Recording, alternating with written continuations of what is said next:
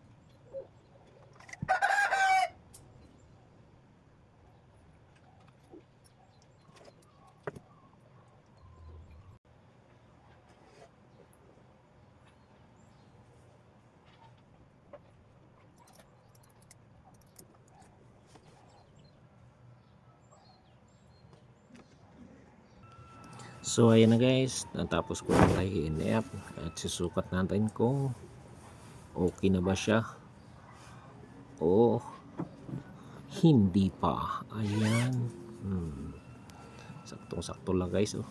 Ayan, yan na yung pagkatahi ko guys. Ayan, Hindi man ako perfectong mananahi, pero sinubukan ko yung the best ko. Ayan, thank you for watching guys. Ayan pala yung affordable ko na sewing machine. Ayan, salamat sa inyong panunod. Bye and God bless you all. Ayan.